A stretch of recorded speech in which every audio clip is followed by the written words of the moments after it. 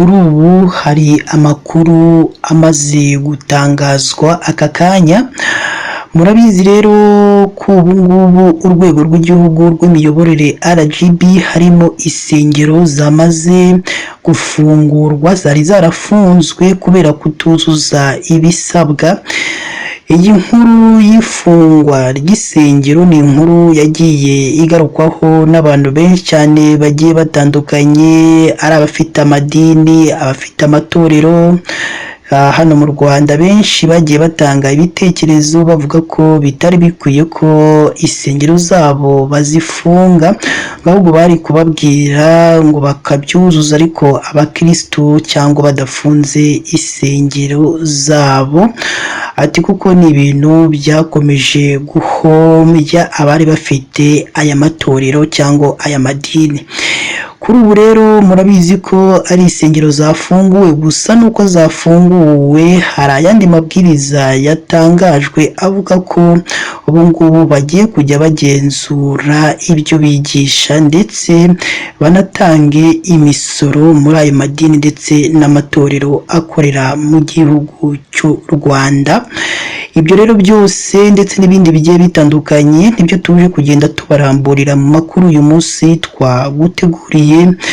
Natwe icyo tugusaba nuko wareba munsi y'iyi nkuru urabona ijambo subscribe cyangwa se abone, ukandeho n'akazugira nako nugasige nako gakandeho.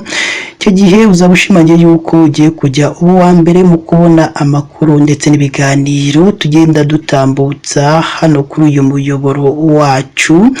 Reka rero twitse gatonya kugira ngo tuze tubabwira byinshi kuri iyi nkuru irimo iragenda igarukwaho n'abantu benshi cyane bagiye batandukanye, bavuga impamvu ukuntu insengero zigiye kujya zisora ndetse n'ibyo bigishije nabyo bigiye kujya bigenzurwa, ndetse uraza kumenya n'umubare w'insengero zafunguwe zari zarafunzwe nyuma yo kuzuza ibisabwa.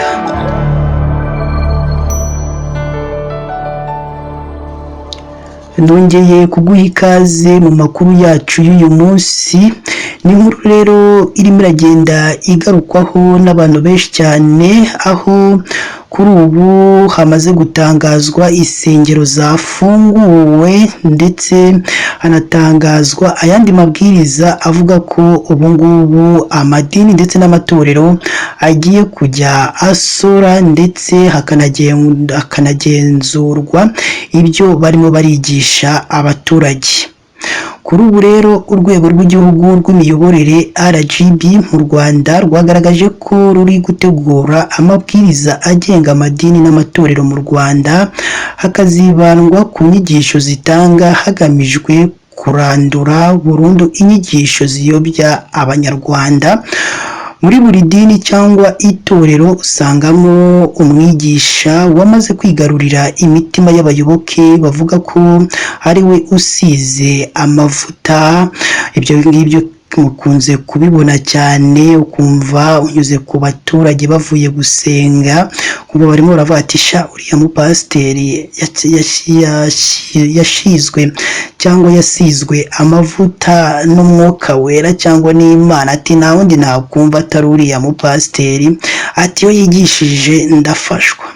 Rero ibyo ngibyo aba bapasiteri babigenderaho, ubundi bakaka amafaranga abaturage, bakababwira ati muture, udatuye ko nawe nta migisha abona. Icyo gihe rero iyo umupasiteri wese amaze kukubwira iryo jambo nawe rwose, cyangwa yamaze kukwigisha ugafashwa, ibyo rero nawe kubikora cyangwa gutanga ayo maturo uyatanga utitaye kuyo nawe ufite cyangwa kuyo nawe usigaranye, ugasanga n'amafaranga yose wari ufite mu rugo rwawe yose uyahaye uwo mupasiteri cyangwa yose urayatuye.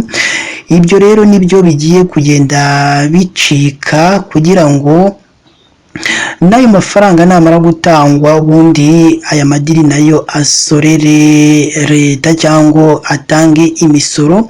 Usibye rero aba bakora ibitangaza, hari n'abagaragaye kenshi bigisha bakabwira abayoboke ko mu gihe ntacyo bahaye Imana nabo batabona ibyo bakeneye. Abandi bigisha ibijyanye n'ibyo batekereje cyangwa imbaga yifuza bagamije kubona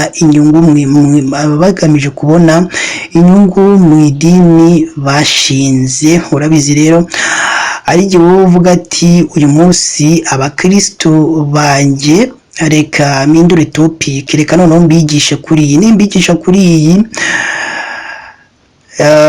bahita batanga amaturo. Nitugera ku gikorwa cy'amaturo noneho ndabigisha ibyo ngibyo. Murabizi ari ukuntu wajyaga gusenga akavuga ati uyu muntu niyigisha ibyo afite byose nabitanga. Rero urumva ko nabo baba nyine isengero bazigize business. Rero ibyo ngibyo namwe mukunze kubibona cyane aho mutuye, aho musengera.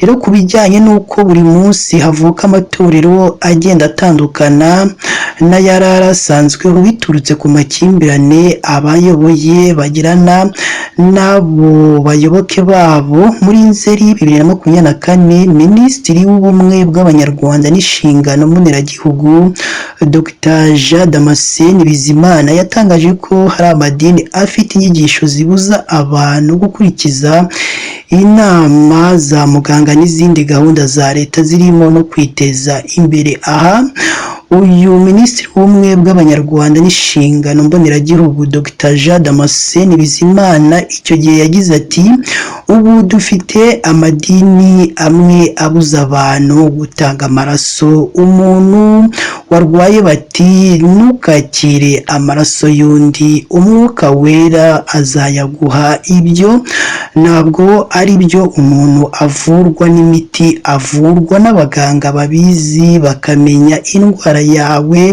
bakayisuzuma bagashaka umuti bijyanye. Ntabwo rero Imana washobora kwicara gusa ngo iraguha, nimugura kandi yuzuzanya n'abantu. Icyo gihe Dr Bizimana yanavuze ko dufite abantu babwiriza butumwa n'abihaye Imana bigisha irondabwoko ku buryo bugaragara, bigisha urwango n'ivangura mu Banyarwanda.